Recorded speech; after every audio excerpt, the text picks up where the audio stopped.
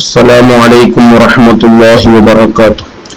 حديث class 1334 ബഹുമാനപ്പെട്ട ഇമാം ബുഖാരി റളിയല്ലാഹു അൻഹു റിപ്പോർട്ട് ചെയ്യുന്ന ഹദീസ്.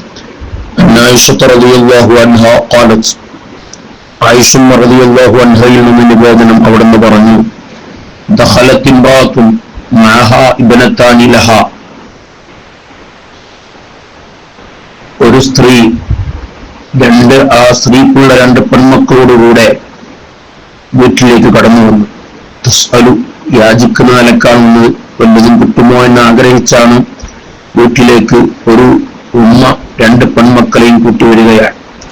ഫലം തജിദ് ഇൻദി ഷൈഅൻ ഗൈറ തംറ, എന്റെ അടുക്കലാണെങ്കിൽ ഒരു കാരക്ക അല്ലാതെ മറ്റൊന്നും വീട്ടിലില്ലായിരുന്നു. ഫഅതൈതുഹാ ഇയ്യാഹാ, ഉള്ളത് ഞാൻ കൊടുത്തു. ആ കാരക്കെടുത്ത് ആ ഉമ്മയുടെ കയ്യിൽ കൊടുത്തു.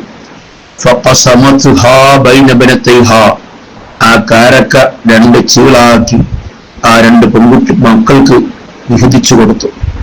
വലം തഅകുൽ മിൻഹാ, ഉമ്മ അതിനൊന്നും കഴിച്ചിട്ടില്ല.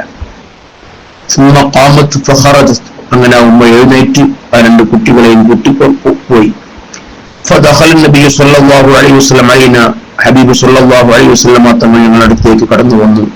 ഫഅഖ്ബർതുഹു, സംഭവങ്ങളൊക്കെ ഞാൻ വിവരിച്ചു കൊടുത്തു. ഉമ്മയും രണ്ട് പെൺകുട്ടികളും വന്നതും അവർക്ക് കാരക്ക കൊടുത്തതും ആ കാരക്ക രണ്ട് ചീളാക്കി മക്കൾക്ക് കൊടുത്തതും ആ ഉമ്മ ഒന്നും കഴിക്കാത്തതൊക്കെ ഞാൻ മുത്തുനബിയോട് പറഞ്ഞു. ഫഖാല, അപ്പൊ ഹബീബ് സല്ലല്ലാഹു അലൈഹി വസല്ലം തങ്ങൾ പറഞ്ഞു, മൻ ഇബ്തുലിയ മിൻ ഹാദിഹിൽ ബനാതി ബിശൈഇൻ, പെൺമക്കളെ കൊണ്ട് ആരെങ്കിലും പരീക്ഷിക്കപ്പെട്ടാൽ ഈ നിലക്ക്, അഥവാ പെൺമക്കളെ വളർത്താൻ വേണ്ടി ഉള്ള മാർഗം, അവരെ പരിപാലിക്കാൻ, അവർക്ക് വേണ്ട ചെലവിനും കാര്യങ്ങൾക്കും ഈ നിലക്ക് ആരെങ്കിലും പരീക്ഷിക്കപ്പെട്ടാൽ കുന്നലഹു സിത്റം മിനന്നാർ, അത് നരകത്തെ തൊട്ടുള്ള മറയാണ്, നരകത്തെ തൊട്ട് അവരെ സംരക്ഷിക്കപ്പെടുമെന്ന് ഹബീബ് സല്ലല്ലാഹു അലൈഹി വസല്ലം പഠിപ്പിക്കുകയാണ്. പെൺമക്കളെ വളർത്തുക എന്നുള്ളത് ആൺമക്കളെ വളർത്തുന്നതിനേക്കാൾ പ്രയാസമാണ്.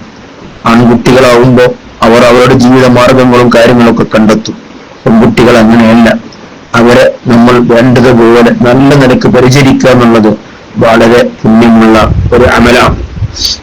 വിശുദ്ധമായ ഇസ്ലാം അംഗീകരിക്കുന്ന രൂപത്തിൽ, അല്ലാഹുവും അവന്റെ റസൂലും സല്ലല്ലാഹു അലൈഹി വസല്ലം പൊരുത്തപ്പെടുന്ന രൂപത്തിലും നാം നമ്മുടെ പെൺമക്കളെ വളർത്തിക്കൊണ്ടുവന്നാണ്. അത് നരകത്തെ തൊട്ട് നമുക്കൊരു കാവലാണ്, പരിചയാണ് എന്നാണ് ഈ ഹദീസ് നമുക്ക് നൽകുന്ന പാഠം. അതുകൊണ്ട് നമ്മുടെ മക്കൾ നമ്മുടെ ഏറ്റവും വലിയ ഒരു അനുഗ്രഹമാണ്. ആ മക്കൾ അനുഗ്രഹമായി മാറുന്നത് മക്കൾ നമുക്ക് ഉപകരിക്കുമ്പോഴാണ്, അവർ സ്വാലിഹീങ്ങളാവുമ്പോഴാണ്. അതിന് നാം ചെറുപ്രായത്തിൽ തന്നെ അവരെ വളർത്തേണ്ടതുപോലെ വളർത്തണം.